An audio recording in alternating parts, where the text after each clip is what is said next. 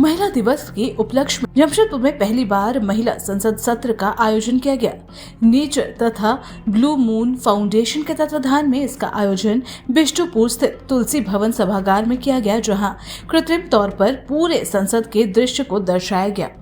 महिलाओं को सशक्त बनाने और आने वाले दिनों में महिलाओं को सक्रिय राजनीति में शामिल होने को लेकर प्रेरित करने हेतु इसका आयोजन किया गया है। 2 दिवस से इस आयोजन का थीम महिला आरक्षण बिल रखा गया है। इस सत्र में तमाम सदस्य महिलाएं हैं।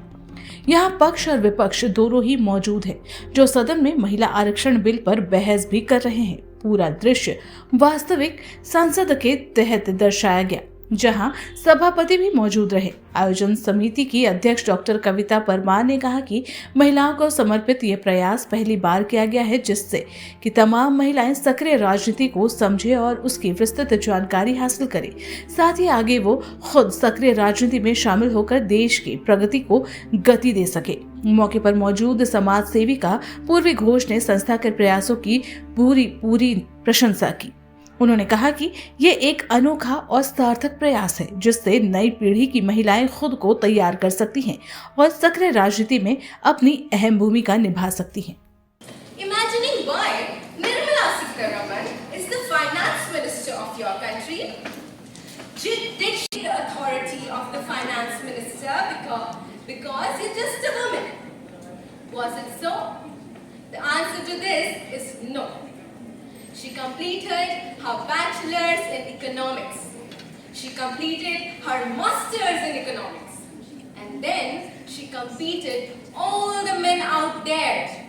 And then she became the finance minister of your country. Assembly. A single, honest and a vivacious woman in the Legislative Assembly of Jharkhand has the power and the wisdom have always been provided. I would like to conclude that reservation is always provided to the ones that are minorities or are little backward, hence giving. सबसे पहले तो मैं कविता परमार और मंजू सिंह इन दोनों को बहुत बहुत आभार और शुक्रिया अदा करती हूँ कि इस तरह से महिला संसद सत्र शायद भारत में पहली बार एक आर्टिफिशियल पूरा एमएलए एमपी सबको लेके किया जा रहा है, जिसमें सभी महिलाएं लड़कियां भागीदार हैं।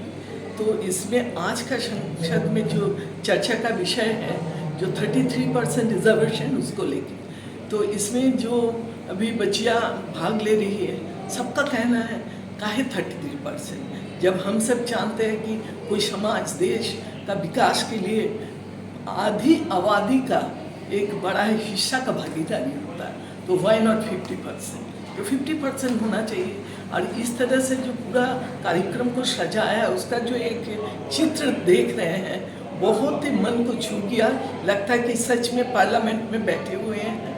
और जो गवर्नर थे उनको भी जो स्पॉट करके लिया गया, बैठे, उनका जो कुर्सी एकदम पार्लियामेंट का पूरा चित्र इसमें। और जो लड़कियां भाग रही हैं, इसमें तो हम कहेंगे लीडरशिप ग्रो होगा। यही बच्चियां आगे जाके हमारे राजनीति में भागीदारी ले सकती हैं, इसीलिए बहुत सराहना करती हूँ इस कार्यक्रम। इस बार नेचर संस्था और मिशन ब्लू फाउंडेशन के द्वारा महिला दिवस के अवसर पर एक बड़ा ही अनोखा कार्यक्रम हम लोग लेकर के आए हैं, महिला संसद सत्र के नाम से। और यह पूरे भारत में इस तरह का कोई कार्यक्रम अभी तक आयोजित नहीं हुआ है, जिसमें हम लोग झारखंड विधानसभा का, अभी आप देखे होंगे कि पूरे झारखंड विधानसभा का प्रारूप हम लोग दिखाने का प्रयास कर रहे हैं। और इसमें पक्ष विपक्ष भी हैं, मुख्यमंत्री भी चुने गए हैं, अपोजिशन लीडर भी हैं, विभिन्न विभाग के मंत्रालय हैं, और सभी लोग पूरे सेशन को एक लाइव जैसे उस जगह पे वहाँ पर अपना भूमिका अदा कर रहे हैं। इस कार्यक्रम का उद्देश्य जो है, महिलाओं को एक्टिव पॉलिटिक्स के तरफ अट्रैक्ट कराना है, इसलिए कि महिलाओं की भागीदारी जब तक नहीं होगी, हमें लगता है कि किसी भी तरह से विकास की गाथा नहीं लिखी जा सकती है। तो अगर सदन में भी अगर महिलाएं अपनी उपस्थिति अच्छे ढंग से नहीं दर्ज करा पाती हैं, तो वहाँ भी वो प्रक्रिया बाधित होती है।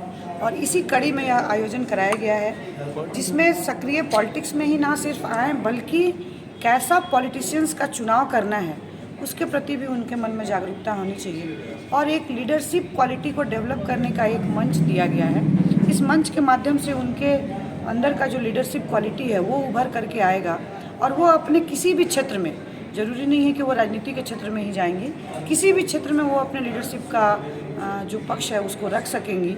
और उसके लिए ये एक मंच दिया गया। पूरे झारखंड से हज़ारों लोगों ने नॉमिनेशन दिया, उसमें से उन लोगों का चुनाव किया गया है और अभी यहाँ पर उन लोग आए हैं। हम लोगों को उम्मीद है कि इसमें से कुछ लोग ऐसे होंगे जो लोग सक्रिय राजनीति में भी आएंगे। आने वाले समय में हम लोग उनको लोकसभा या विधानसभा में भी देख पाएंगे।